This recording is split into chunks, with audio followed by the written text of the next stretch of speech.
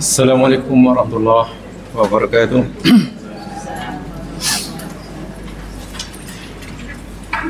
Alhamdulillah wa syukurillah, la hawla wa la quwata illa billah. Salatu wassalamu ala Rasulillah Muhammad ibn Abdullah al-mab'uth rahmatan lil ummah wa ala alihi wa ashabihi wa atba'ihi ila yaumil la raiba fih. Bismillahilladzi la yadurru ma ismihi fil ardi wa la fis samaa'i wa huwas samii'ul 'aliim. Bismillahilladzi la yadurru ma ismihi syai'un fil ardi wa la fis samaa'i wa huwas samii'ul 'aliim. Bismillahilladzi la yadurru ma ismihi syai'un fil ardi wa la fis samaa'i wa huwas samii'ul 'aliim. Rabbi shrah li sadri wa yassir li amri wa hlul 'uqdatam min lisani yafqahu qawli.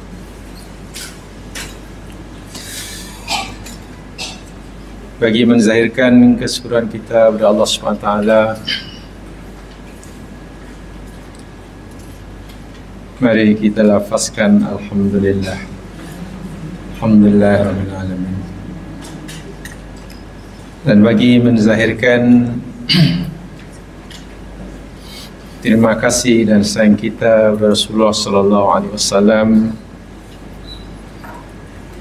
mari kita ucapkan salam, salawat dan salam yang sempurna bagi baginda. Allahumma salli ala Muhammad wa ala ali Muhammad. Assalamu alayka ya Rasulullah. Assalamu alayka ya Nabiyallah.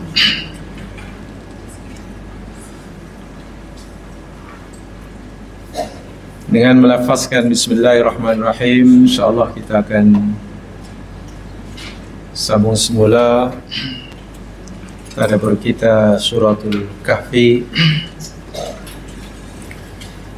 Dan pada siri lepas kita telah berhenti pada ayat yang ke-21.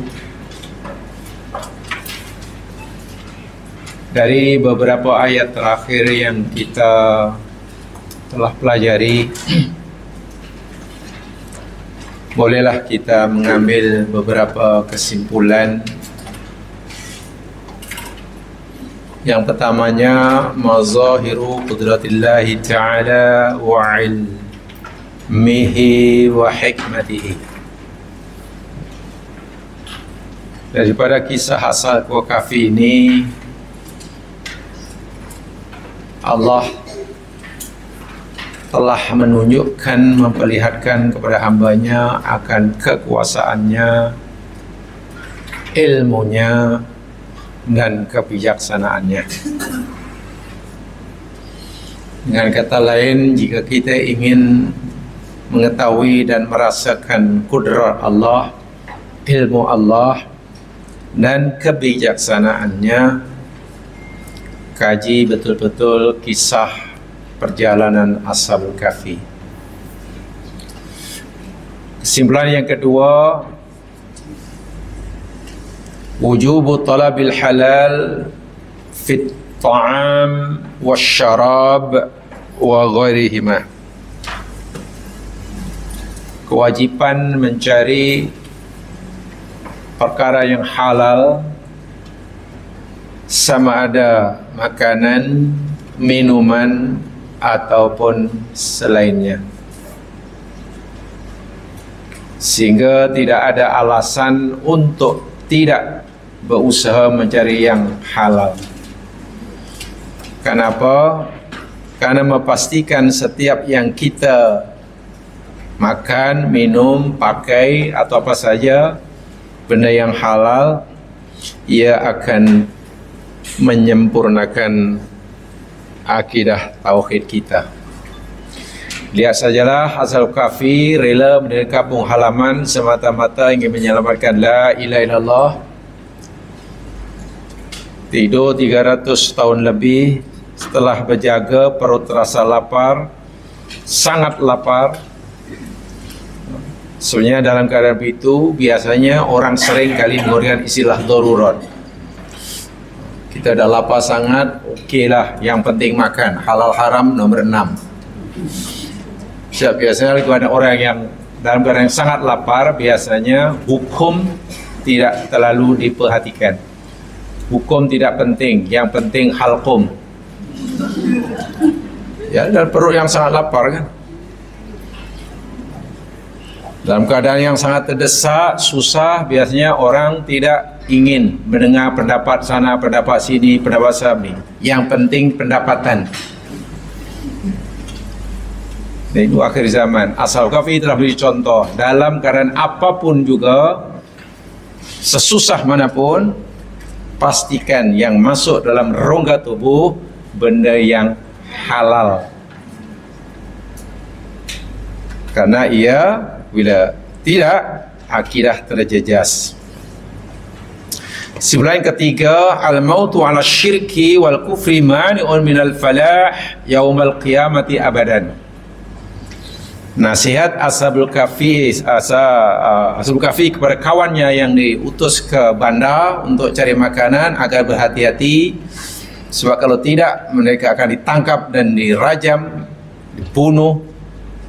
Kecuali mereka kembali pada agama asal. Ia memberikan pengajaran bahawa kematian dalam keadaan syirik, mati dalam syirik ataupun kufur, ianya menghalang seseorang, mencegah seseorang daripada memperoleh kejayaan pada hari kiamat.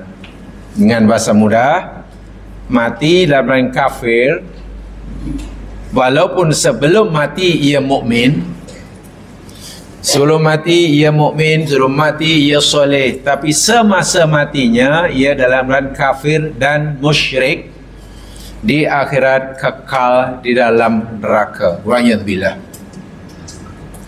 Katalah Ashabul Kahfi, kan? Rela meninggalkan kampung halaman, tidur 300 tahun lebih, susah payah. Mana orang mukmin tu, waliullah itu. Tiba-tiba dipaksa, kata salah jaga, dipaksa untuk murtad balik kerana takut mati, lalu bersedia murtad maunya. Lepas murtad mati, ya, neraka jahanam. Sia-sia amal solehnya yang dilaku sepanjang hayatnya. Wajan keempat daripada kisah itu, takriru muqtaqidil ba'thi wal jaza' alladhi yunkiruhu ahlu Makkah. Allah telah menetapkan kepastian adanya hari kebangkitan dan pembalasan yang diingkari oleh orang-orang kafir. Dengan dibangkitkannya Ashabul Kahfi dapat tidur, tubuh badannya sempurna, jiwanya sempurna. Ini bukti nyata bahawa hari kebangkitan itu ada, yakin adanya, dengan tubuh, jasad, jiwa, raga sekaligus. Dan tak kalah pentingnya, di dalam ayat tersebut disebutkan orang-orang yang punya pengaruh besar, yakni menjadikan tempat kubur Ashabul Kahfi dijadikan atau dibina tempat peribadatan. Itu kan dalam ayat tersebut. Ini kata saya ulangi, bukan sebagai dalil diharuskannya membina tempat ibadah di atas kubur walaupun kubur orang soleh, tapi ini adalah amalan-amalan ahlu kitab yang dicela, yang dikeji oleh Nabi SAW dalam hadis yang telah kita pelajari minggu lepas. La'anallahu al-yahud wan nasara ittakhadhu qubur anbiya'ihim masajid. Allah telah melaknat Yahudi, Nasrani yang telah menjadikan kubur-kubur para nabi mereka atau kubur-kubur orang soleh antara mereka sebagai tempat beribadah. Jadi tempat beribadah bukan di atas kubur, karena memang kubur bukan tempat untuk beribadah. Tempat ibadah adalah masjid bagi orang Islam. Tapi malangnya Yahudi Nasrani dahulu menjadikan tempat kubur atau tanah penguburan orang-orang soleh dijadikan masjid. Masjid itu tempat ibadah. Dan minggu lepas setelah sampai hadisnya, Nabi menyuruh kita agar memastikan rumah kita berbeza dengan tanah kubur. Pembeza antara tanah kubur dan rumah, kata Nabi, bacaan Al-Quran di rumah. Biar rumah berbeza dengan kubur, maka di rumah adalah baca Al-Quran. Bagaimana jika di rumah ada baca Quran, tak ada baca Quran, kubur pun tidak ada, rumah dan kubur sama. Atau di rumah baca Quran, di kubur pun baca Quran, rumah dan kuburan pun sama. Saya Nabi kata, jangan samakan rumahmu dengan kubur. Jelas sekali hadisnya. Jelas sekali. Jadi kalau nak beribadah di masjid, baca Quran di rumah. Pergi kubur hanya satu, untuk mendoakan si mati. Yang kedua, mengingatkan kita akan kematian. Mendoakan si mati, ya, bukan minta doa. Bukan minta doa dan bukan mengadu, bukan curhat. Jangan kubur kita curhat. Tahu curhat? Curahan hati. Wah, mencurahkan isi hati. Aku tahu, engkau tahu. Apakah benda lah. Baik, sekarang ayat yang berikutnya, ayat 22. Ini sudah ayat yang masih ada kaitan dengan suafi, tetapi ia berlaku di kalangan masyarakat yang hidup selepas Ashabul Kahfi.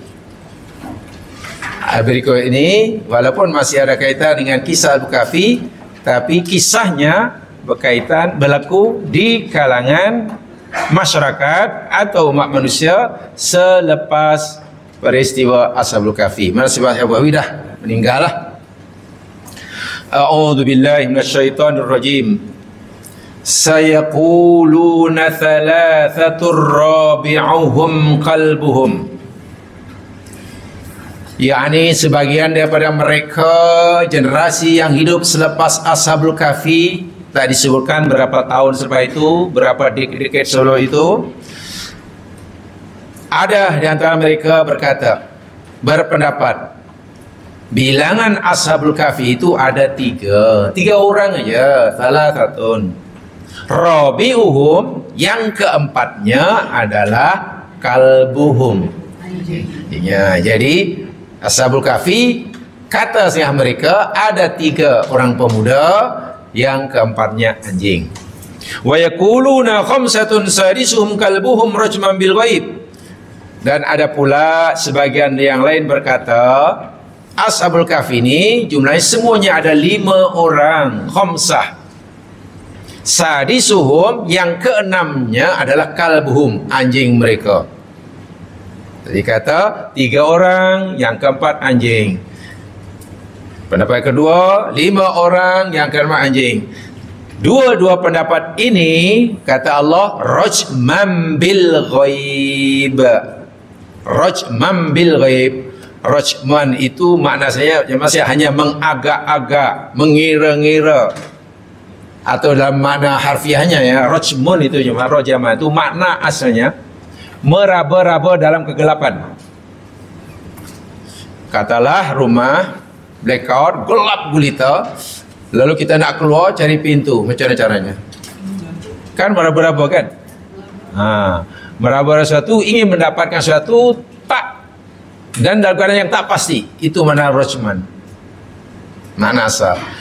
Jadi orang yang kata Ashabul Kahfi itu ada 3, yang keempatnya anjing, ada yang kata mereka itu 5, yang keenamnya anjing, mereka itu hanya rajman bil ghaib, hanya mengagak-agak, menebak-nebak, mengira-ngira, ibaratnya meraba-raba sesuatu dalam kegelapan, sesuatu yang tidak mereka tahu sama sekali. Bermakna pendapat pertama, pendapat kedua berayat ini salah. Sebab Allah sendiri kata mereka itu hanya agak-agak aja, bukan pasti sangat, meneka-neka benda yang mereka tak ketahui. Kumpulan ketiga, wa yaquluna sab'atun wasaminuhum kalbuhum. Yang golongan ketiga, ada yang berpendapat Ashabul Kahfi ini ada 7 orang. Sab'ah, semua 7 orang. Wa thaminuhum kalbuhum, dan yang ke-8-nya anjing mereka. Anjing mereka. Nah, bagi pendapat yang ketiga ini, Allah tak kata rajman bil ghaib. Ini memberikan isyarat, kata kebanyakan mufasir, bahawa pendapat yang ketiga inilah yang betul. Jumlah mereka ada 8 campur anjingnya. Campur anjing ada 8. Pertama, kedua, salah. Walau bagaimanapun, Allah nasihatkan Nabi dan juga pada kita, kul, katakan wahai Muhammad, beritahu pada umatmu tentang berapa jumlah mereka itu. Rabbi a'lamu bi'iddatihim, Tuhanku maha mengetahui akan bilangan mereka. Jadi yang tahu pasti berapa jumlah mereka Allah. Ma ya'lamuhum illa qalil, tidak mengetahui akan jumlah bilangan mereka kecuali sedikit. Sedikit saja yang tekaan mereka betul. Kebanyakan mereka adalah salah. Walau bagaimanapun, yang tahu pasti tentang berapa jumlah mereka adalah Rabbi. Sebab itu Allah nasihatkan pada Nabi Muhammad SAW dan kita sebagai umatnya, fala tumari fihim illa mira'an zahira. Fala tumari, maka janganlah engkau berbalah, berbahas, berdebat. Bahasa halusnya bertekak leher, itu bahasa, bertekak urat. Jangan fihim, tentang mereka. Berlawan menurut aku, oh bergaduh. Jangan, la tumari fihim illa mira'an zahira, kecuali mira'an pada perdebatan, perbahasan yang zahir. Zahir itu yang nyata, perkara yang jelas dalilnya. Jangan perdebatkan, berbalah dengan perkara yang gaib, yang kamu tidak tahu menahu. Sebenarnya. Yang kedua, pesanan Allah pada Nabi, wala tastafti fihim minhum ahda, dan jangan engkau minta pendapat. Jangan engkau minta pendapat, jangan engkau minta penjelasan. Atau kalau dalam masalah hukum, wala tastafti, jangan kamu minta fatwa. Istafta yastafti itu mana minta fatwa. Jangan engkau minta penjelasan, jangan engkau minta pendapat fihim, tentang mereka Ashabul Kahfi wahai Muhammad, minhum, daripada mereka ahli kitab. Tak perlu. Kalau kamu nak tahu tentang Ashabul Kahfi, tak perlu minta pendapat, tanya pada ahli kitab. Imam Yahudi atau Nasrani, tak payah. Nak jumpa rabi yang paling alim sekalipun, tak perlu. Nak jumpa padri paling soleh, tak perlu. Ini larangan. La tastafti, jangan engkau minta penjelasan fihim, tentang Ashabul Kahfi, minhum, daripada mereka ahli kitab, Yahudi atau Nasrani. Ahadan. Apa makna ahadan? Seorang pun. Jangankan tanya 3-4 padri, seorang pun tak boleh. Hebat ya Islam. Jadi tak perlu. Jangan, tapi menurut pendapat si padri fulan tu, dia tu buat apa yang kita waqala rabbi. Tak perlu. Al-Quran dah ingatkan kita, la tastafti, la tastafti. Kenapa jemaah sekalian? Ini ya, seperti mana dalam tafsir As-Sa'di sekalipun ya. Tadi dinyatakan Allah berfirman, ada yang berkata mereka ni 3 orang, campur anjingnya ada 4. Ada yang kata mereka 5, Yang keenam, anjing mereka. Dan ada yang kata mereka ini ada 7 orang. Yang ke-8, anjing. Kata Imam As-Sa'di dalam tafsirnya begini, ruwiya anna as-sayyid wal 'aqib wa ashabuhuma min nasara ahli Najran kanu 'inda an-nabi sallallahu alaihi wasallam fajara dzikra ashabil kahfi. Pada suatu hari ada utusan ahli kitab, dalam hal ini orang Nasrani dari ahli Najran, jumpa Rasul sallallahu alaihi wasallam. Jadi ahli kitab, ketua agama mereka, padri lah, mualim kan mereka, jumpa Rasul sallallahu alaihi wasallam. Padri A, dia adalah Yakubiyah. Dia berfahaman Yakubiyah. Yakubiyah itu kalau mungkin orang bangsa panggil Jacobit, ya. Jacobit, ya. Jacobit. Jacobit. Yakni Jacobit ini kalau tidak salah fahaman dalam Kristen yang menyokong Raja James yang kedua dari Scotland. Ya, yang apa namanya, Jacobit itu bahasa, sebenarnya bahasa ada bahasa Latin, ya, bahasa Latin. Kalau orang putih panggil James, kalau baca bahasa Latin asalnya Jacobus, namanya Jacobus, tapi mak saya panggil James. Ya, tak tahulah. Nama aslinya Paulus, orang putih panggil Paul. Nama sebetulnya Paus. Paus, orang putih panggil Paul. Orang bernama aslinya yakni Petrus, orang putih panggil. Itu sebabnya kata guru saya dahulu, bukan Eropah yang dikristiankan, tapi Kristen yang dieropahkan. Tahu maksudnya? Bukan Eropah yang dikristian, Kristen yang dieropahkan. Sehingga nama-nama tokoh Kristen umat Nabi Musa pun dieropahkan. Nama asal ayahnya bagi nama Petrus. Orang putih ni jiwanya penjajah, jadi susah nak terima ini. Kena ada nama Petrus jadi Peter. Sehingga dia apa namanya, Pope John Paul. Paus Johannes Paulus namanya. Namanya Jacobus, jadi James. Ini golongan Jacobit ini. Jadi satu apa ya, golongan Jacobit ini zaman sekarang Yakubiyah kalau dalam bahasa Arab.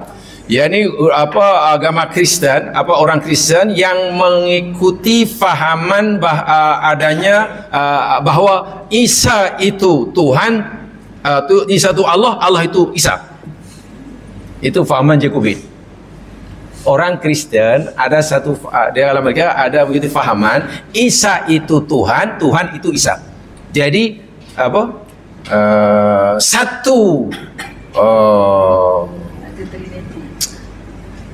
Satu tapi dua.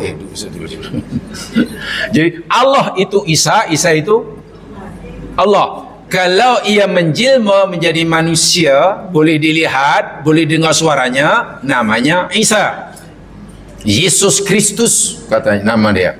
Jesus Christ kata Mas Saleh. Saya tidak suka sebab saya diajar yang bahasa aslinya Yesus Kristus. Bila tidak menjelma dalam bentuk yang boleh dilihat, itulah Allah. Jadi bila tak nampak namanya Allah, tapi bila menjelma namanya Isa. Jadi dua benda tapi hakikatnya fahaman Jakubiyah tu inilah, Kristian macam tu. Saya tak tahu di Malaysia ikut yang mana itu. Jadi kalau nampak itulah Isa. Itu Isa. Nampak. Tapi ketika tak nampak, itu namanya Allah. Jadi sekejap ada, sekejap sebiji macam agama Hindu. Dalam agama Hindu ada percaya ada Tuhan Krishna. Tuhan Krishna. Apa namanya? Wisnu, maksud saya. Tuhan Wisnu yang menjaga, yang melihara, yang bagi makan, bagi minum, bagi ujar, bagi sihat, bagi kaya, bagi semua. Itu namanya Dewa Wisnu. Tak nampak. Tapi Wisnu dipercaya oleh orang Hindu pernah menjelma menjadi manusia suci di bumi. Boleh didengar, boleh lihat. Namanya Krishna. Namanya Krishna. Jadi kalau menjelma jadi manusia namanya Krishna, bila ia masih menjadi dewa namanya Wisnu. So itu orang Hindu cukup suka nama Krishna Murti. Paling suka itu. Krishna maknanya jelmaan Brahma, apa dewa Wisnu. Murti itu maknanya penguasa. Murti itu maknanya penguasa bahasa Melayu. Penguasa. Jadi 3 penguasa.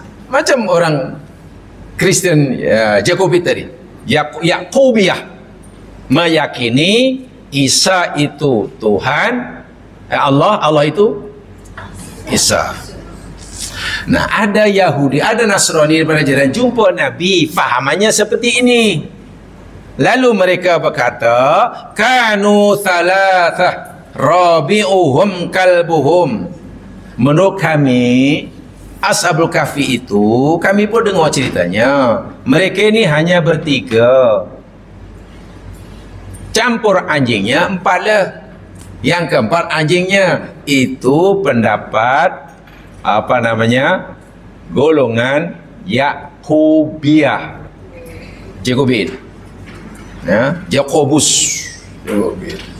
Yang seorang, padi yang seorang, ia adalah berfahaman Nasturiyah.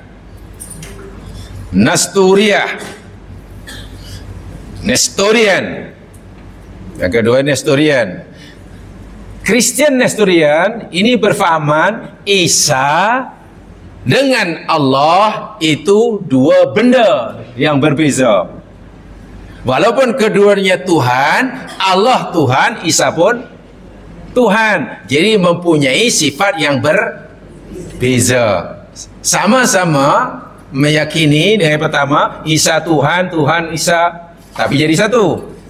Yang Nestorian ini meyakini Isa itu Tuhan yang berdiri sendiri, Allah pun Tuhan yang berdiri sendiri. Jadi Tuhan bukan hanya satu, tapi 3. Nomor 1 Allah, nomor 2 Isa, nomor 3 ibunya Maryam. Itu fahaman Nestorianisme. Yang jadi Yesus sekali memberi 2 pribadi yang terpisah. 2 pribadi yang terpisah. Satu sebagai manusia, namanya Isa, namanya Yesus, namanya Jesus. Yang satu pribadi sebagai Tuhan atau anak kepada Tuhan. Yang Nasrani kata, menurut kami Ashabul Kahfi ini semua ada 5 orang. Yang ke-6 itu anjingnya. Itulah kisahnya. Lalu Allah rakamkan dalam ayat ini. Siapa yang berpendapat bahawa Ashabul Kahfi ada 3 orang dan yang keempat anjingnya, itu yakni orang-orang Nasrani Najran yang berikut fahaman Yakobiyah. Sementara Nasrani atau padi-padi Najran Nasrani yang berfahaman Nestorian, mereka berpendapat Ashabul Kahfi ini semuanya ada 5. Dan yang ke-6, nah, waqala muslimun, lalu orang Muslim berpendapat. Sementara orang Islam, umat Muhammad berpendapat Ashabul Kahfi ini bukan 3, bukan 5, tapi mereka ini 7. Mereka 7. Dan yang ke-8 anjingnya. Itu pendapat Muslimun, kata Imam Sa'di ya. Jadi kita seorang Muslim ikuti pendapat yang mana ni? Bahwa Ashabul Kahfi semuanya ada 7. Dan ini fahaqqaqallah qaulal muslimin, Allah membenarkan pendapat si muslim ini. Ba'dama haka qaulal nasara, selepas Allah menceritakan pendapat Nasrani dua tadi. Sama ada golongan Yakubiyah atau saudara yang Allah kata mereka itu hanya mengagak-agak, hanya menduga-duga, yang tidak ada pengetahuan sikit pun, dan sebagainya. Itu daripada segi. Sehingga Ibnu Abbas berkata, jamaah sekalian, yang berpendapat mereka 7 dan yang ke-8 anjingnya itu golongan minoriti, bukan majoriti. Pada masa itu golongan minoriti. Majoriti berpendapat 1 dan 2 tadi. Sebab itu ketika turun ayat ini, Ibnu Abbas kan dalam ayat ini nyatakan macam mana dalam ayat tadi? Ma ya'lamuhum illa qalil. Apa artinya? Tidak mengetahui mereka tentang jumlah mereka kecuali hanya sikit. Yang minoriti itulah yang tahu betul. Jadi pendapat yang 7 orang campur anjing yang 8 itu pendapat minoriti. Sehingga Ibnu Abbas radhiyallahu an, sepupu Rasulullah sallallahu alaihi wasallam, sahabat yang dianggap paling pakar dalam tafsir Quran, beliau menyatakan ana min ulaikal qalil. Ana min ulaikal qalil. Aku termasuk mereka yang sikit itu. Maknanya aku termasuk mengikuti pendapat yang golongan yang minoriti. Jadi kalau kata Ibnu Abbas ikut yang mana? Pendapat mana? 7 orang, yang ke-8-nya anjing. Yang ke-8 anjing. Tentang nama-nama ya tidak perlulah kita ketahui lebih lanjut, walaupun ada yang tentang nama-nama disebut di sini jam sekali ya. Sebab ini ya, ada pesanan daripada Imam Sya'rawi, Mutawalli Sya'rawi, seorang sarjana Mesir ya, yang punya kehebatan dalam Al-Quran. Saya bacakan apa pendapat beliau. Kenapa dalam ayat ini tidak disebutkan tentang tempatnya, tidak disebut ya. Asal begini disebut tak tempatnya? Nah, negaranya? Harinya, tarikhnya? Tak ada. Masanya pun tak disebutkan. Tak disebut. Ya, walaupun ya kisah sejarah, betul ini kisah sejarah. Tapi saya selalu menyatakan dalam Quran ada kisah sejarah. Walaupun Quran bukan buku sejarah. Tolong faham itu betul. Quran bukan buku sejarah. Walaupun dalam Quran ada sejarah. Ada rahsianya. Kata Imam Sya'rawi, saya bacakan, falam yubayyin lanal haqqu subhanahu wa ta'ala adadahum al-haqiqiyah. Allah subhanahu wa ta'ala tidak menjelaskan secara terperinci, jelas lagi nyata akan berapa bilangan Ashabul Kahfi yang sebenar. Kan Allah tak cerita di sini. Allah, walaupun dalam ayat ini memberi isyarat Allah membenarkan pendapat yang ketiga. Wa amarana an natruka hadza li ilmihi subhanahu wa ta'ala. Bahkan Allah menyuruh kita untuk membiarkan, jangan terlalu memberikan masa membincangkan tentang bilangan, nama, tempat ya. Karena Allah saya yang maha mengetahui. Wala nabhatu fi amrin la ta'ila minhu. Dan jangan kamu bicarakan sesuatu yang sebenarnya tidak memberi faedah bagi kamu. La faidatan barai, tak beri manfaat. Fal muhim, yang paling penting, an yathbuta asdal qissah. Yang paling penting yakni kita meyakini kebenaran kisah ini dan mengambil pengajaran daripadanya. Apa pengajaran yang penting yang perlu kita pegangi? Al-fityatul asyidda'u fi dinihim. Cerita tentang sejumlah anak-anak muda yang begitu kuat berpegang kepada agamanya. Farru bihi wa dahu sabilih.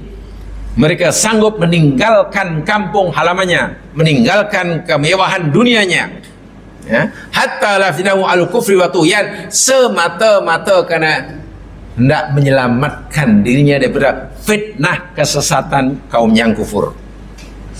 Waqad laja'u ila kafi fa fa'allahu bima fa'ala. Mereka berlindung dalam gua dan akhirnya Allah lindungi mereka. Satu di antara rahsianya, bila Allah tidak cerita dalam satu kisah Al-Quran, Allah tak cerita tempatnya, Allah tak cerita masanya, bahkan Allah tak cerita, tak beritahu nama-nama watak utamanya. Ada tak nama-nama watak utamanya? Tak disebut ya. Sebut walaupun mungkinlah ada dalam sejarah ada menceritakan namanya. Ya, sekadar nama, tapi Quran tak sebut. Adalah yang kata, bahkan ada yang belajar, saya tahu ada ustaz tu itu nama dia Tamliha, namanya Miksalmina, nama Mertilius, Merakatilius.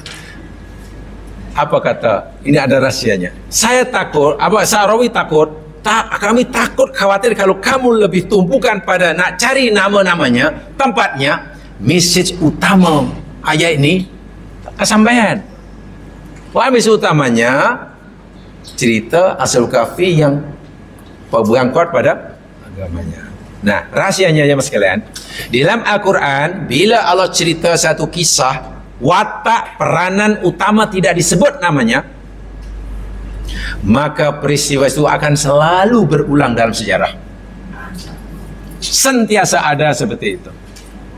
Maknanya dalam sejarah umat manusia akan sentiasa ada orang yang mencontohi Ashabul Kahfi, rela kehilangan segala-galanya, rela menghadapi apapun risiko, harta nyawanya terancam sekalipun, semata-mata karena hendak mempertahankan itu rahasia dia. Boleh jadi orang Arab, boleh jadi orang Melayu, boleh jadi orang Negro, boleh jadi orang, berlaku sepanjang zaman. Bahkan kata Imam Sa'rawi, nama Fir'aun yang Allah sebut dalam Al-Quran pada zaman Musa itu ada tak nama dia? Siapa nama Fir'aun yang ya pada? Jangan kita kira ya Fir'aun itu nama dia. Bukan, Fir'aun itu gelaran. Gelaran penguasa pada masa itu nama Fir'aun. Pada zaman Nabi Yusuf namanya Al-Malik. Kalau pada zaman Nabi Yusuf dahulu, sebelum Nabi Yusuf, namanya Al-Malik. Tukar raja daripada tangan Bani Israel pindah kepada bangsa Qibti. Penguasa rajanya bergelar Fir'aun. Jadi Fir'aun 1, Fir'aun 2, Fir'aun itulah macam Ramses 1, Ramses 2, Jim 1, Jim 2, Philip 1, Philip dan seterusnya. Nama tidak sebut. Ya, nama tidak ada. Kata Imam Sa'rawi, karena namanya tidak disebut, orang-orang yang berperangai, berwatak macam Fir'aun ini akan sentiasa ada dalam sejarah. Itu rahasia dia. Rahasia dia.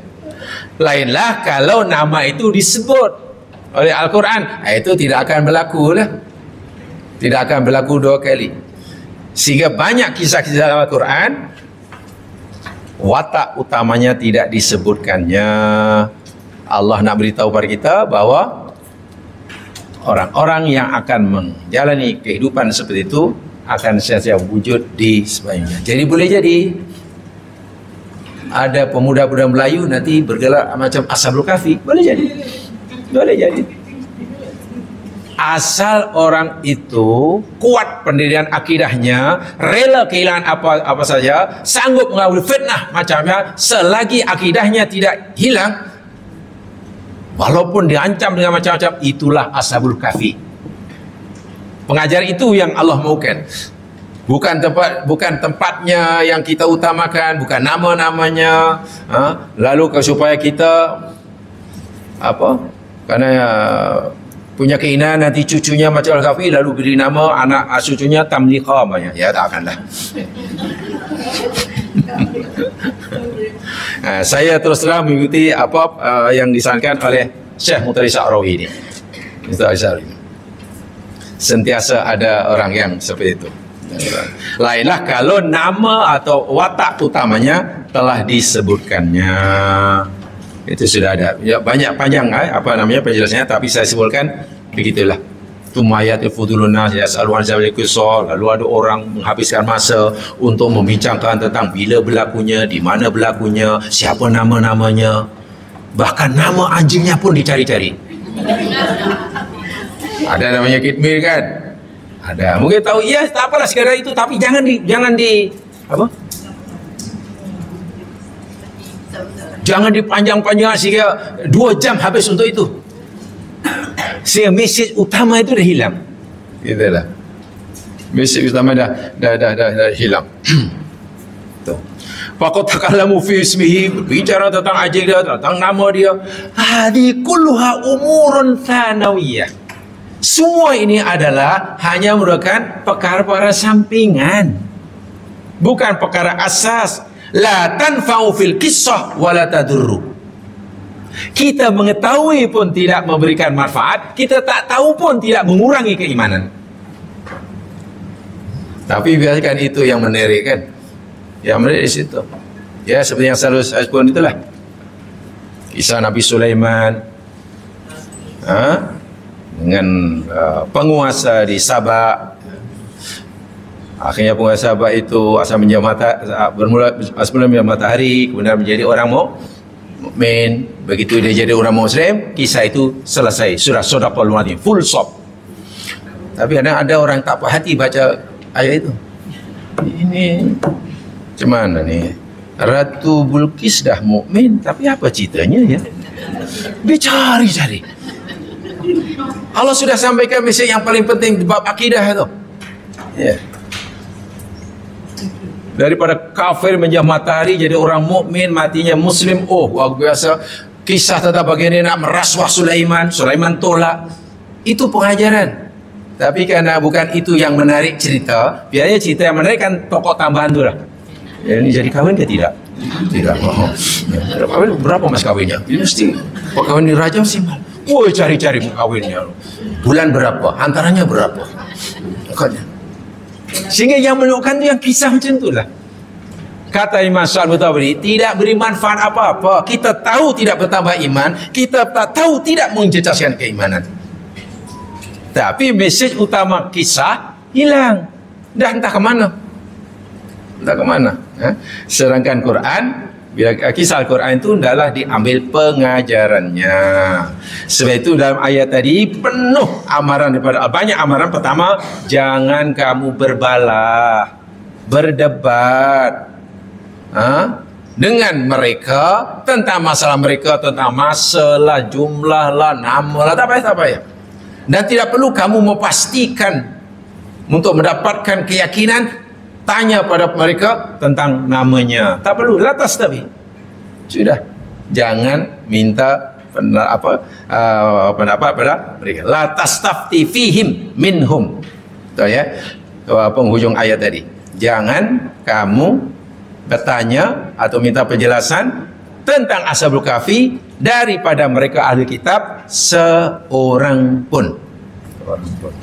Sehingga tidak, karena ia tidak menambahkan apa-apa manfaat kita, lagi pula Allah pun melarangnya. Baik, ini penutup kisah Ashabul Kahfi. Penutup kisah Ashabul Kahfi. Kemudian dalam ayat berikutnya ini, yakni ada semacam jumlah iktiradiyah.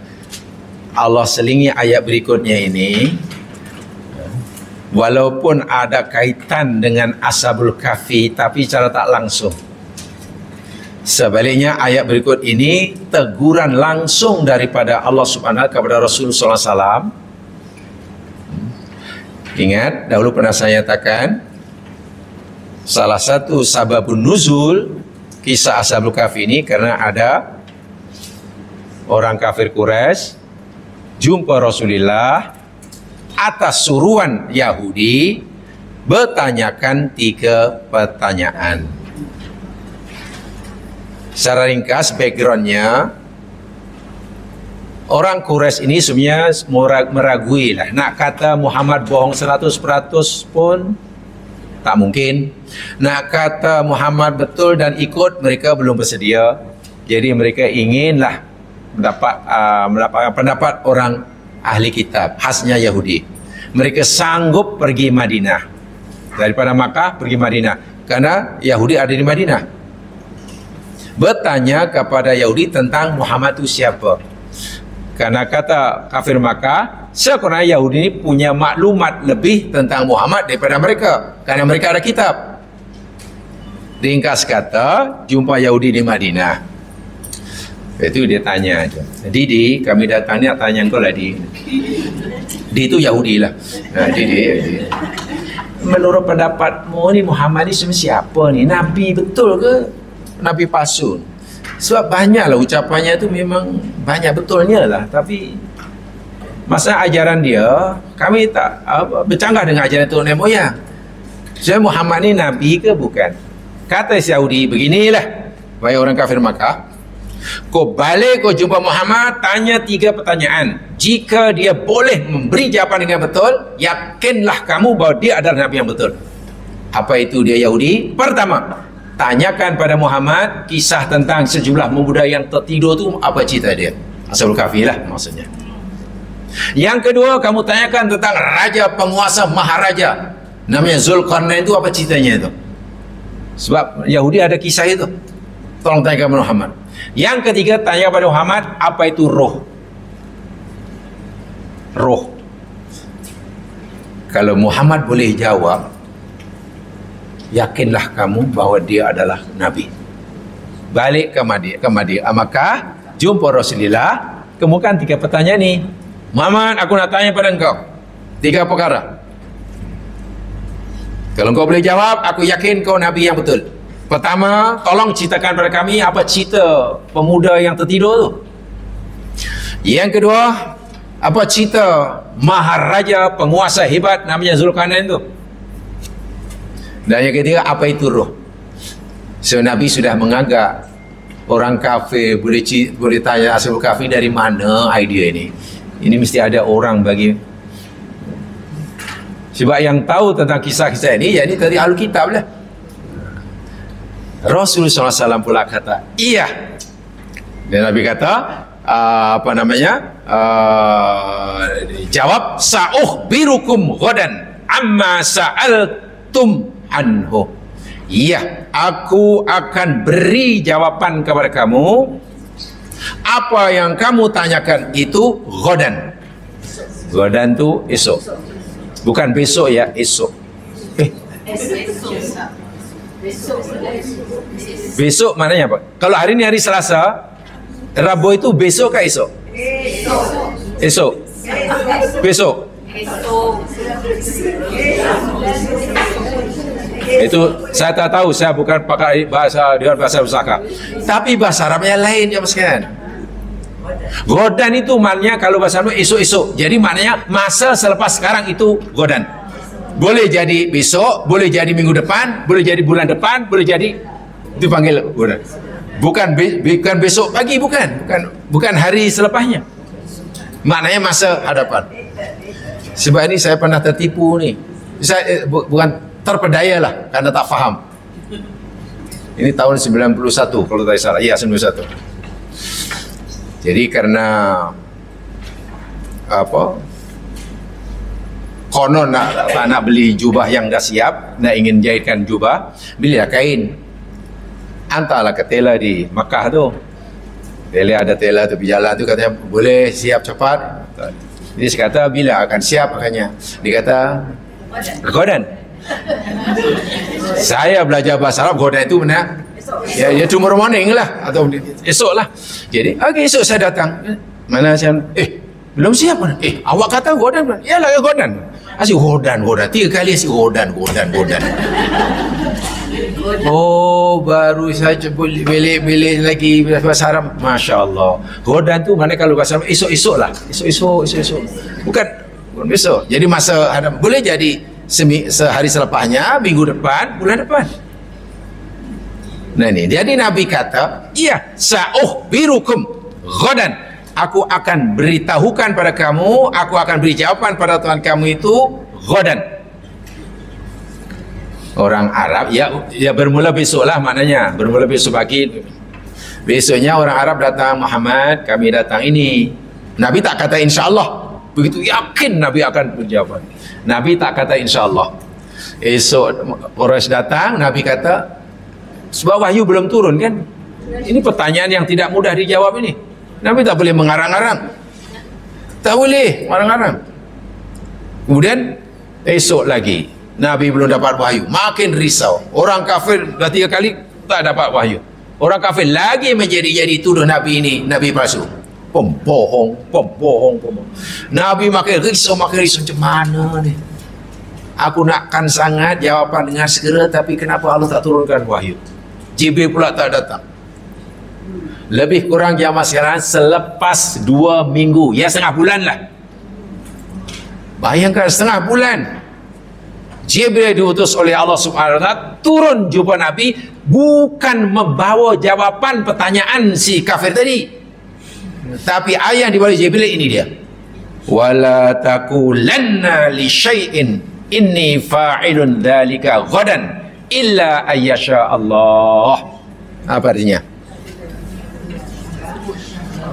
La taqulanna li syai'in inni fa'ilun dzalika ghadan. Jangan sekali-kali engkau berkata li syai'in, bagi sesuatu.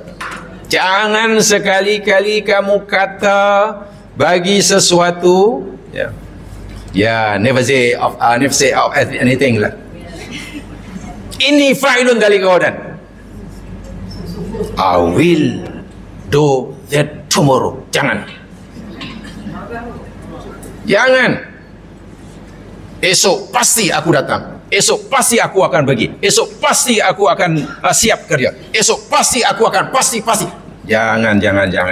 La taqulanna itu taukid ya mas sekalian. Jangan sekali-kali. Illa ayyasha Allah.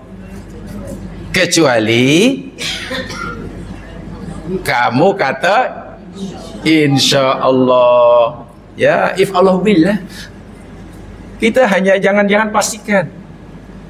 Sehingga Nabi lupa baca insya Allah, ditegur 15 hari dah turun wahyu. Jadi insya Allah ni bukan kalimat yang yang remeh bintemeh, bukan.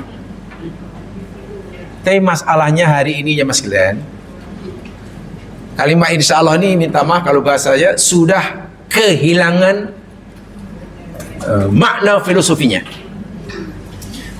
Ucapan insya Allah sudah kehilangan makna filosofinya.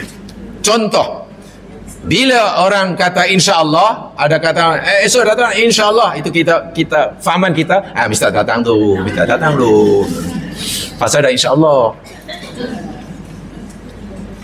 Sekali dia tak datang pula, kalau kita kata dia, kenapa hari tu awak tak datang? Kata, lah, kan saya ada insya Allah. Jadi Allahu Akbar. Insya Allah bukan seperti itu. Bahkan tidak laku insya Allah tu kadang-kadang. Ditegur orang insya Allah. Ini benar-benar berlaku ya. Yang cerita dia mengalami sendiri. Kebetulan ini jamaah saya. Sudah agak lama lah. Dah berpuluh tahun juga. Dia ada factory, dia window proton lah, salah satu window proton. Jadi kilangnya ini agak menyalahi lah, buat satu kesalahan dari segi mencemar alam sekitar lah. Lalu disaman, biasa mestilah disaman lah. Untuk pencemaran kapal ni, untuk pembuangan barang-barang ini minta boleh mencemar alam, bawa ke mahkamah. Dan dia didapati bersalah. Bila bersalah, mereka kena saman deh. Tuan Hakim kata, aku nasihatkan, maka bertambah kamu, kamu mesti tinggalkan, jangan ulangi perbuatan semini. Adakah kamu berjanji tidak akan mengulangi perbuatan yang mencela seperti ini? Kata Hakim. Jamaah saya ini jawab, kan ini salah. Insya Allah, Tuan Hakim. Arif. Jangan kata insya Allah. Iya atau tidak? Betul tu. Jangan kita lah, iya atau tidak. Rupanya insya Allah tu difikir kalau insya Allah mana dia tak akan. Jadi saya pun akhirnya dalam hati aja, iya saya tidak akan mengulangi itu lagi, insya Allah dalam hati. Sebab kalau insya Allah tak boleh. Itulah saya kata sudah kehilangan makna filosofinya. Walha, insya-Allah itu satu perintah agama. Nabi lupa baca insya-Allah, mengucap insya-Allah, aku akan jawab besok, tak baca insya-Allah, Allah tegur 15 hari tidak turun wahyu. Bayangkan, itu Rasulullah tu. Insya-Allah. Kemudian Nabi pernah berkomentar tentang Nabi Sulaiman. Demikian juga Nabi Sulaiman lupa baca insya-Allah. Akhirnya tak seorang pun daripada istrinya, 100 orang. Sebab Nabi Sulaiman punya istri 100 ya mas sekalian. Ya 100. Banyak tu. Jadi dia berla'atu fanna lailah. Sungguh aku berjanji besok akan membuat giliran kepada istri-istri aku. 100 orang. Bergilir orang. Dan yakin 100% tahun depan semua nanti akan mengandung, dan kemudian mereka akan melahirkan anak. Dia berjanji anaknya semua lelaki, dan berjanji akan anak nanti akan diajar untuk jadi panglima-panglima perang semuanya. Tapi dia lupa baca walaupun dia berjaya buat giliran pada 100 istrinya, akhirnya tahun berikutnya yang mengandung hanya seorang. Itu pun selepas lahirkan anaknya nisful tifli. Nisfun itu separuh, tiflun itu anak. Ya Down syndrome kalau dalam bahasa mudahnya. Nak jadi pahlawan apa? Down syndrome. Yang lain tak mengandung. Apa komentar Nabi dalam hadis sahih? Kalaulah saudaraku Sulaiman mengucap insya-Allah, Allah akan kabulkan niatnya. Lupa baca insya-Allah, Allah tegur. Itu Nabi. Kita lupa baca insya-Allah, bahkan baca insya-Allah pun tak boleh. Insya-Allah ni bukan benda remeh, Mas. Jika Allah kehendaki. Pasal apa ya? Kerana kita ini, hakikat sifat kita ini, la haula wala quwata illa billahil. Kita ni tak ada daya, tak ada upaya. Jangankan nak buat kerja besok pagi, nak bangun tidur pun kalau Allah tak kejutkan tak mampu. Nak kedipkan mata pun kalau Allah tak kehendaki tak mampu. Nak cakap pun kalau Allah tidak bantu tak mampu. Semua itu berlaku atas kehendak Allah. Sebab itu jangan kita memastikan diri kita akan melakukan perbuatan masa depan tanpa bersandar pada jika Allah kehendaki. Ini teguran ni. Jadi Nabi pun, lah aku tunggu 15 hari, bukan jawapan yang aku dapat. Aku pula kena tegur. Iya, itu Rasulullah. Jadi kalau Rasulullah pun ditegur, lupa karena Nabi tak baca insya-Allah. Sebab begini jamaah sekalian ya. Tempoh hari saya katakan ya jamaah sekalian ya. Tempoh hari saya katakan ada istilah sunnatullah, betul? Nah, di atas sunnatullah ada namanya masyiatullah. Ini tolong difahami benar. Ini kaitannya insya-Allah tuh. Kaitannya dengan insya-Allah. Sunnatullah maknanya apa? Mana sunnatullah? Sunnatullah maknanya sunnatullah. Di atas sunnatullah namanya masyiatullah. Masyiatullah maknanya masyiah Allah. Ya. Sunnatullah itu maknanya maksudnya ini peraturan-peraturan, undang-undang, hukum hakam yang Allah praktikan perlakuan pada alam ciptaannya. Itu sunnatullah. Bila kita tak makan, lapar, itu sunnatullah. Kan? Bila kita jatuh patah kaki, sunnatullah. Bila kita sakit benar berubat sembuh, itu sunnatullah. Kan? Kita makan macam-macam makanan, minum macam-macam minuman, kan? Ya maklum lah open house, di situ ada 9 jenis makanan, 9 kita makan. Ada 7 jenis minuman, semua masuk. Jadi satu tengok. Kita tak dilibatkan oleh Allah untuk memproses. Tak dilibatkan. Diproses dengan luar biasa oleh perut kita, peralatannya di sana, lalu ditapis-tapis, mana vitamin-vitamin diasing-asingkan, mana zat yang bukan oleh tubuh diagihkan tubuh sesuai dengan keperluan, ya. Itu namanya itu bukan secara otomatik, ya, bukan kebetulan, itu ada yang mengatur. Itu peraturan Allah namanya. Tetapi di atas sunatullah ini, ingat, sunatullah tidak berlaku secara otomatik, tidak secara mutlak. Sunatullah hanya bersifat nisbi, tempat kita pelajari, nisbiyun. Karena di atasnya ada masih berlaku atau tidaknya sunatullah bergantung pada ada atau tiadanya kehendak. Jika Allah kehendaki, yalah, api panas, itu namanya sunatullah. Tapi panasnya api tidak secara otomatik. Panas atau tidaknya api bergantung pada kehendak Allah. Bila Allah menghendaki api panas, panaslah. Karena Allah memang beri sunatullah pada api panas. Tapi jika Allah menghendaki api yang panas jadi sejuk, sejuklah, ya. Jadi kalau itu panasnya api, itu kerana memang sifat api yang panas atau karena kehendak Allah? Kehendak Allah. Saya itu bila Allah menghendaki jadi sejuk. Seseorang yang terjatuh dalam kolam atau tenggelam dalam lautan, tahan berapa lama boleh hidup? Agaknya tahan berapa lama boleh hidup tenggelam dalam laut?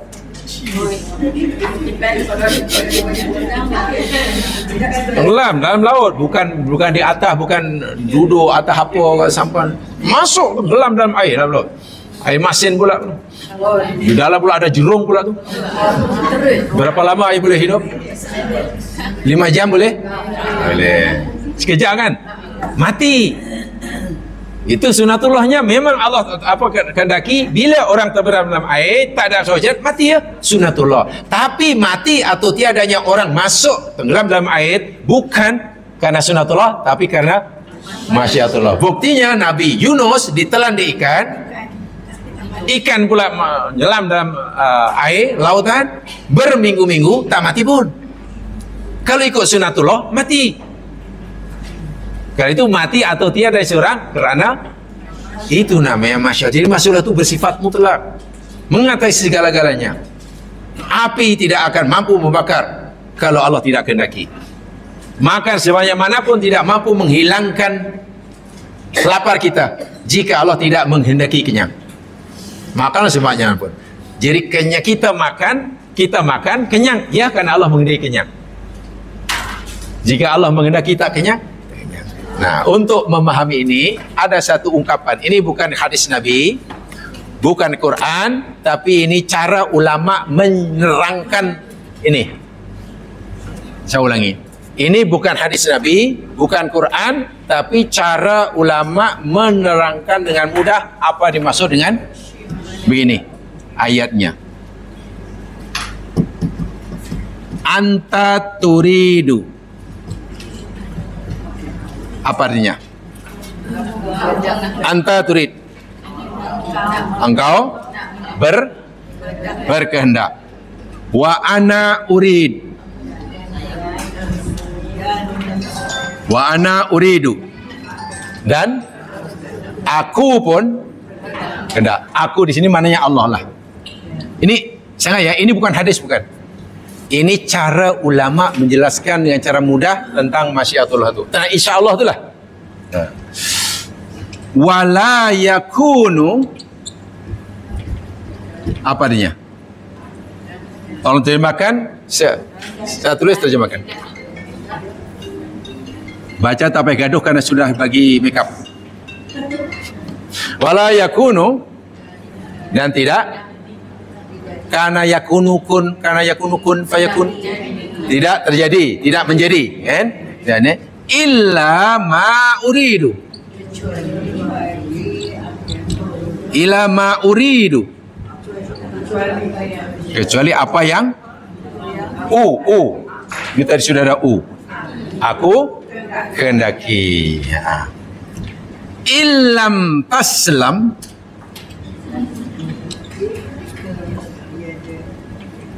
apa? Illam taslam, jika tidak, mana salema?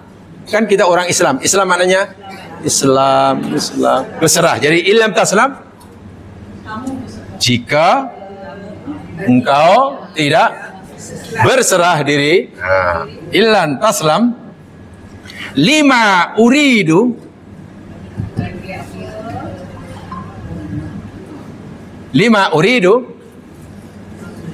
pada apa yang aku kehendaki. At'abtuka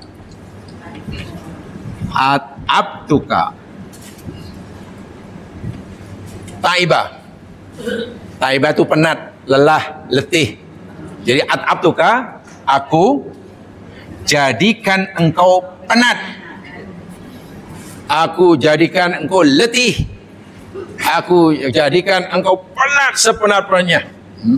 Lima turidu, apa tuh? Bagi apa yang kamu kehendaki. Wala uridu wala yakunu, sama dengan ini atas tuh. Dan tidak, sedangkan tidak akan berlaku, tidak akan jadi illa ma uridu, kecuali apa yang. Ini cara ulama menjelaskan, insyaallah tuh inilah. Faham? Ya, kena hafal dulu. Anta turid wa ana urid wa la yakunu illa ma urid. Illam tasal lima urid at'abtuka lima turid wa la yakunu illa ma urid. Anta turid, engkau betul, kita ni ada kehendak, ada keinginan, ada. Nah itu, nah ini ada ya. Nah itu, nah ini ada, betul. Wa ana urid, kata Allah, aku pun ada.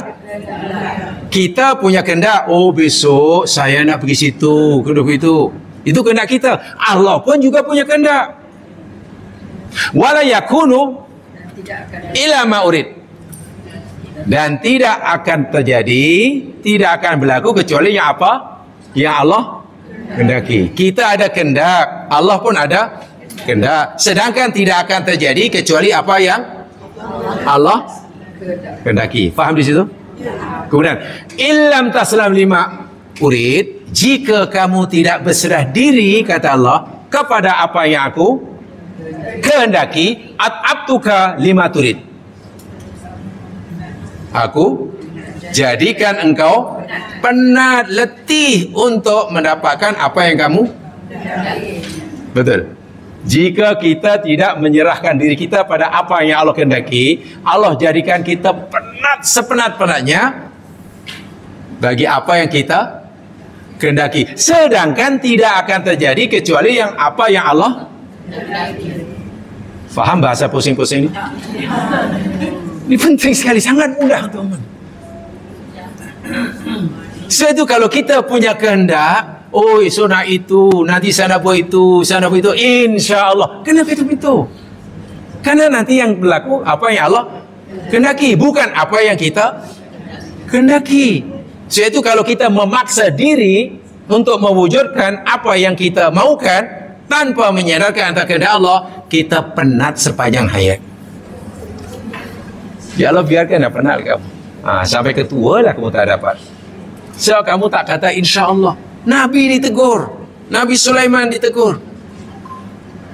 Sebab itu dalam hidup ni tidak ada yang pasti untuk kita jemaah sekalian. Jangan sekali-kali pasti.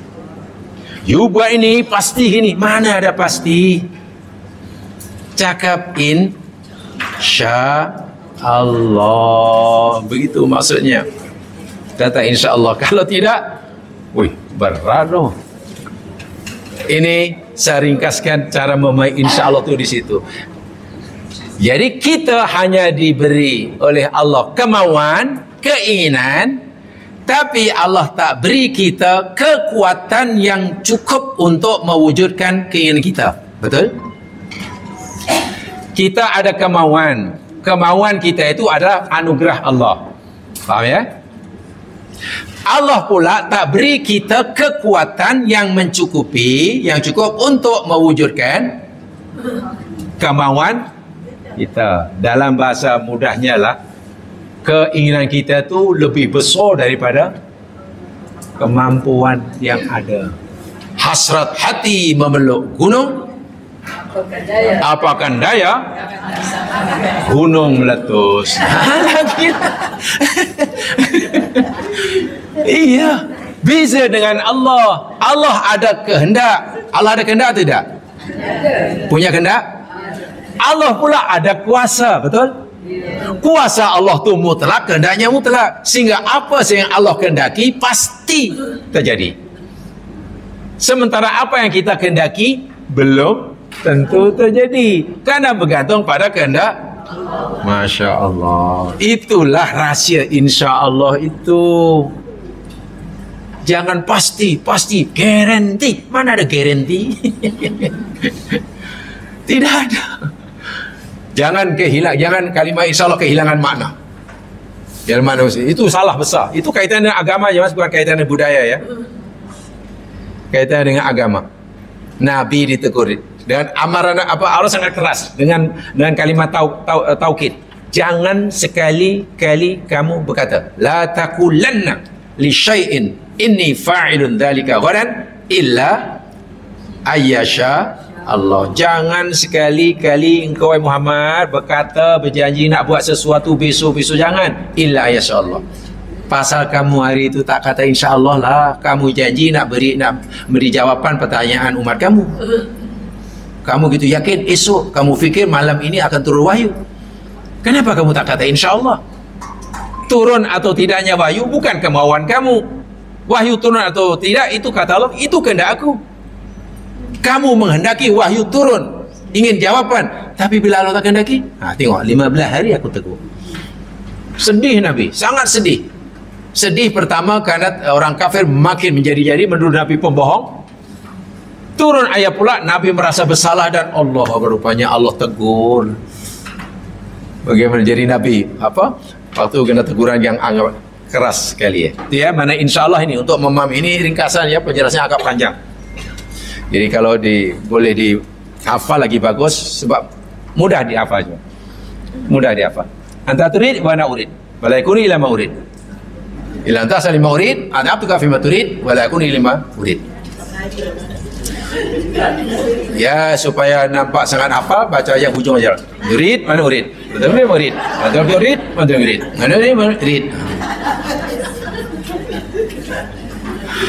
Anda berkehendak, aku pun berkehendak kata Allah, dan tidak akan terjadi berlaku kecuali apa yang aku kehendaki. Jika kamu tidak berserah diri kepada apa yang aku kehendaki, aku akan jadikan kamu penat memenuhi apa yang kamu kehendaki.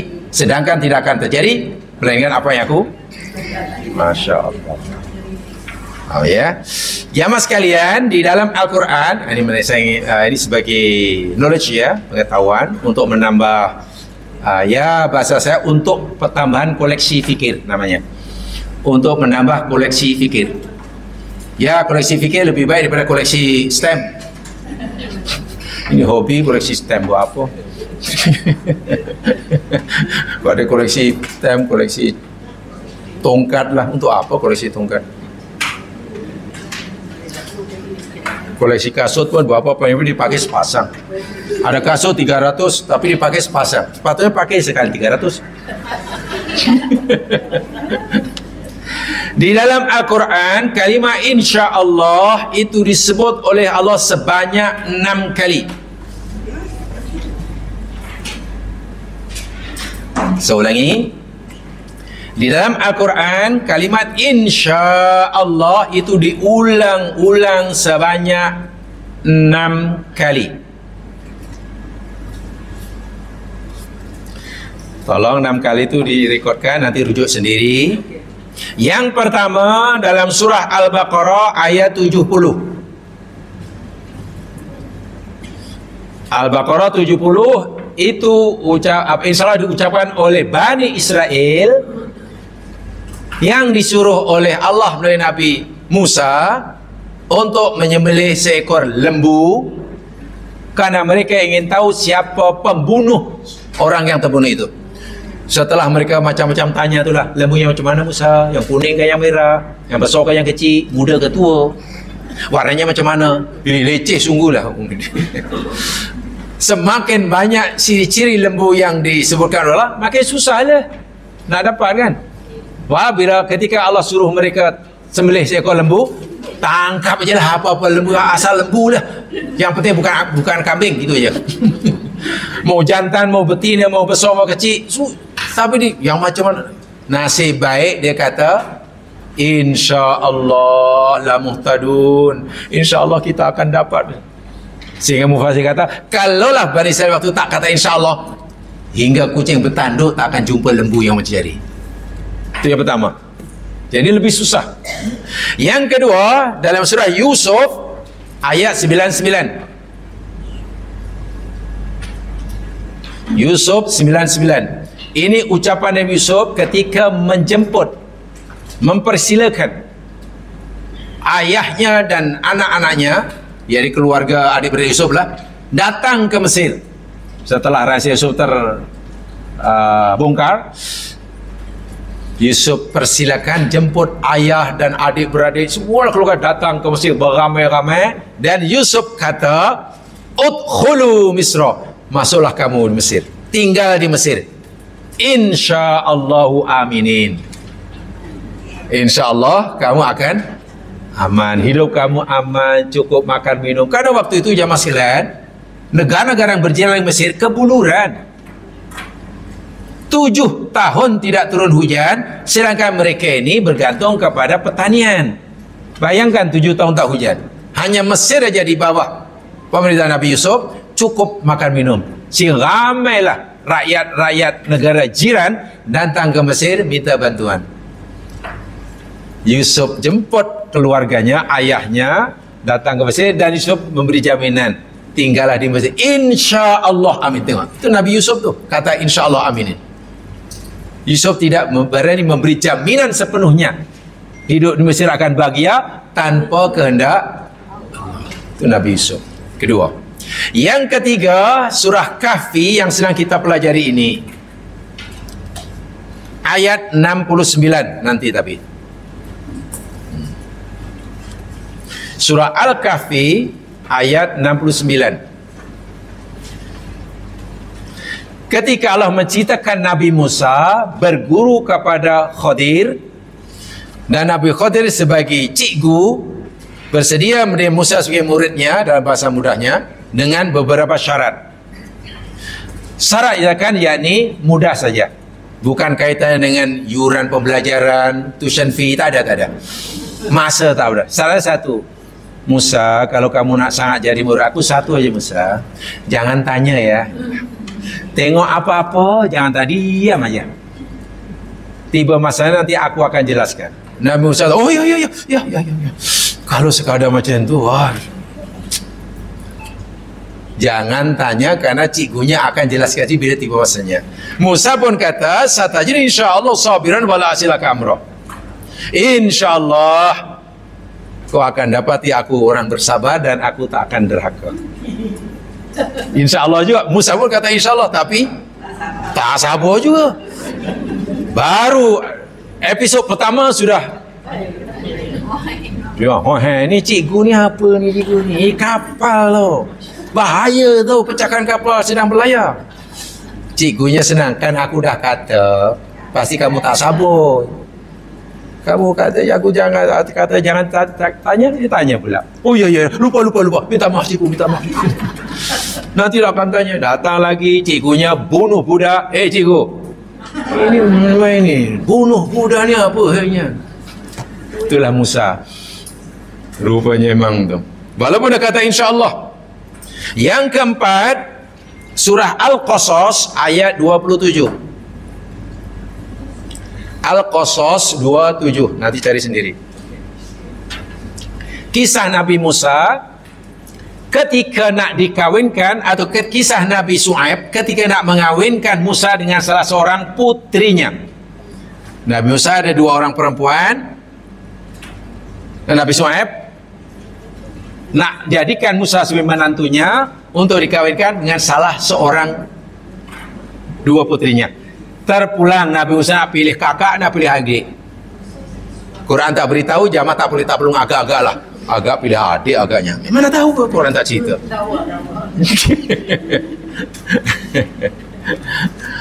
Lalu Nabi Shu'aib kata, okey, kamu akan aku kawinkan, tapi dengan syarat kamu mesti bekerja dengan aku selama 8 tahun. Bekerja dengan calon pak mertua 8 tahun. Gajinya itulah jadi mas kawin. Tapi kalau engkau nak cukupkan 10 tahun pun terpulanglah. Musa setuju, Nabi Shu'aib setuju. Lalu Nabi Shu'aib kata, Nabi Musa, jangan kamu fikir aku suruh kamu kerja dengan aku 8 tahun mesti mas kawin. Kalau kamu cuma 10 tu aku nak suruh kamu. Tidak. InsyaAllah aku orang yang soleh. Aku tak ada niat tak baik.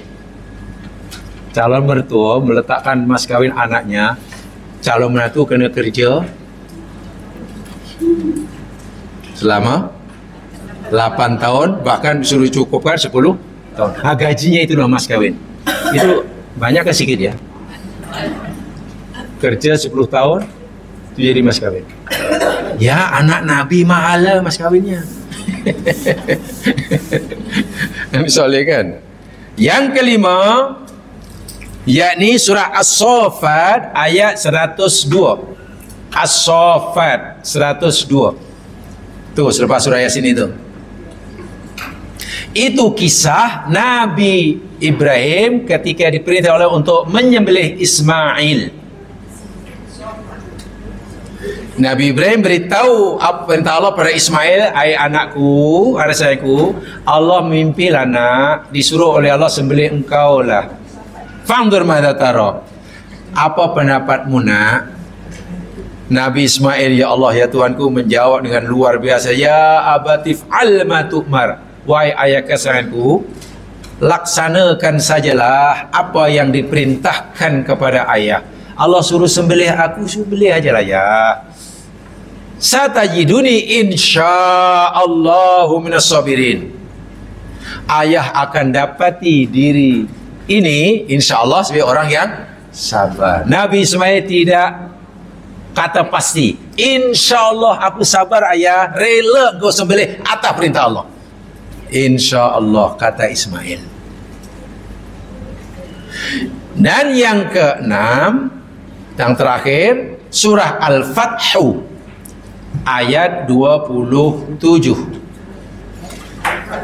Al-Fathu, surah kemenangan, ayat 27.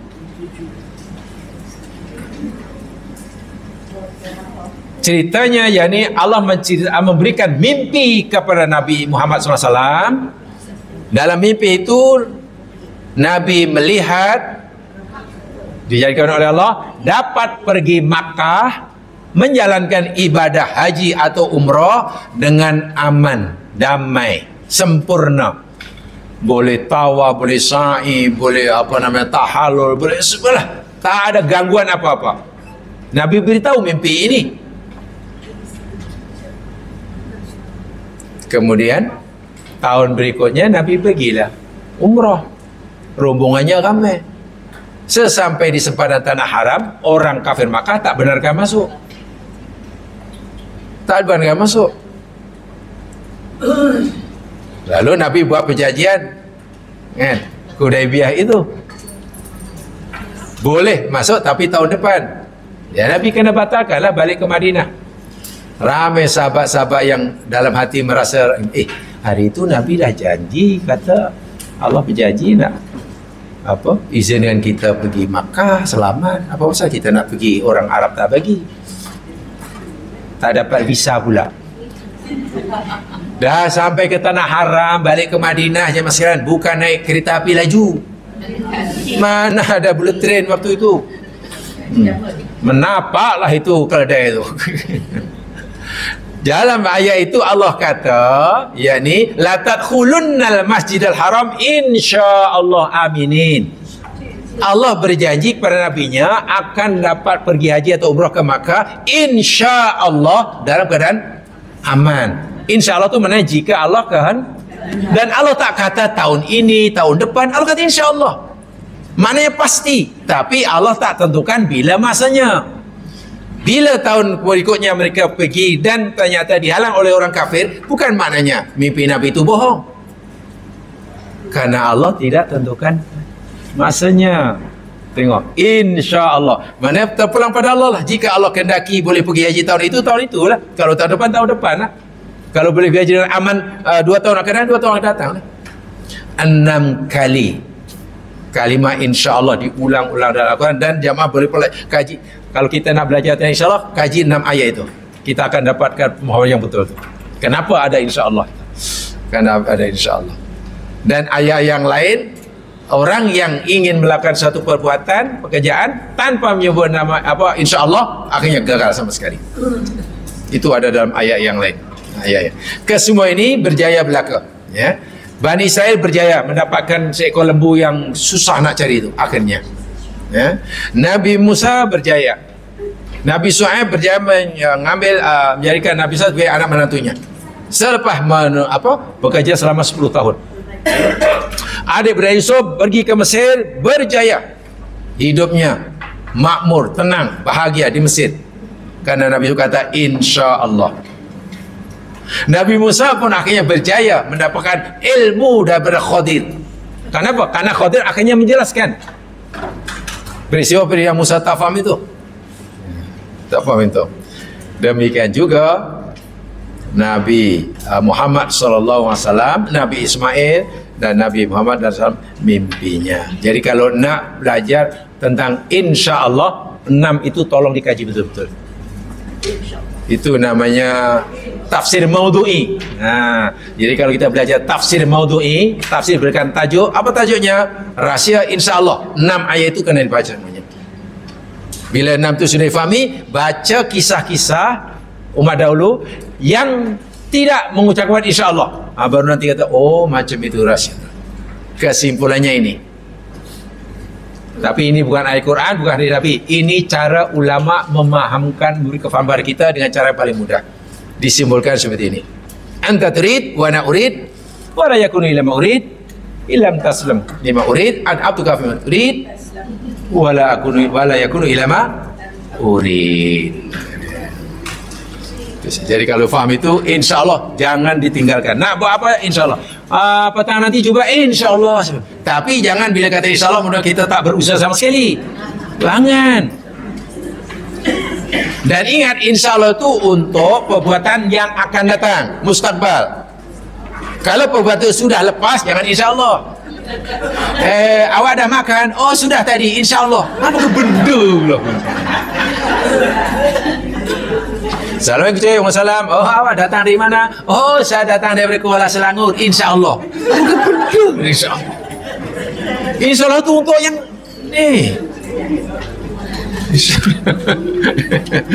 yang nak buat tu, yang nak. Yang sudah tak apa insya-Allah. Dengar-dengar awak sakit pergi hospital, ya bila keluar hospital? Semalam insya-Allah. Semalam insya-Allah.